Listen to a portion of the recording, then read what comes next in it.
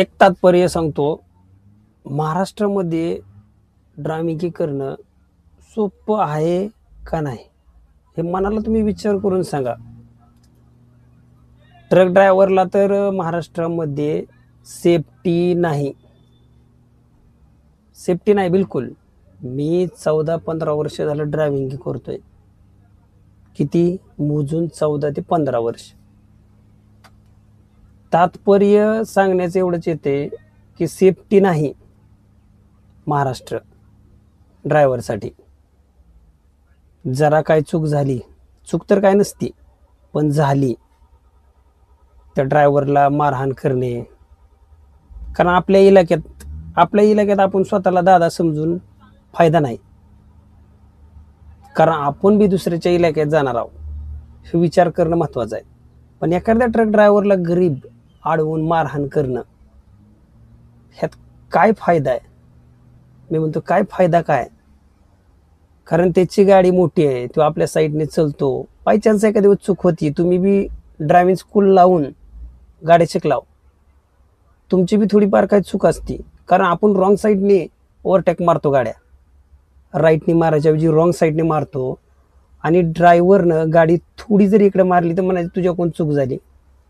पण आपली चूक आपण कबूल करणार नाही, आणि साईडच्या लोकांना काय घेणं देणं नसतं. मोठी गाडी आहे, ह्यानं चूक केली असेल असं समजून त्या ट्रक ड्रायव्हरला मारहाण केली जाते.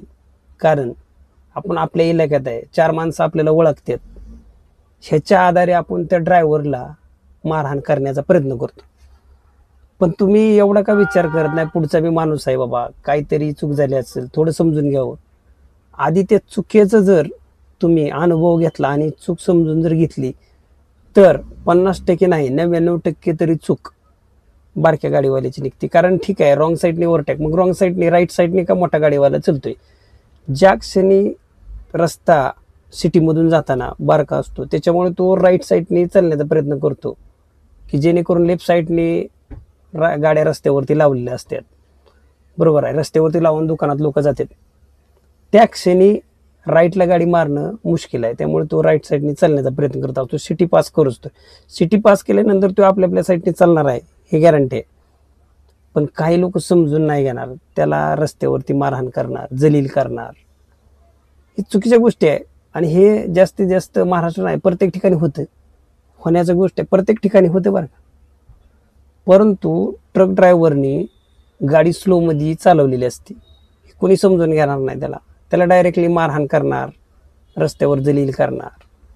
अशा गोष्टी भरपूर ठिकाणी घडतात. कारण मला बी 15 वर्षात भरपूर ठिकाणी घडलेत. पण स्पीड लावणं त्याच्यासाठी चांगलं नसतं, कारण स्पीडमध्ये लोड गाडीला ब्रेक लागणार नाही.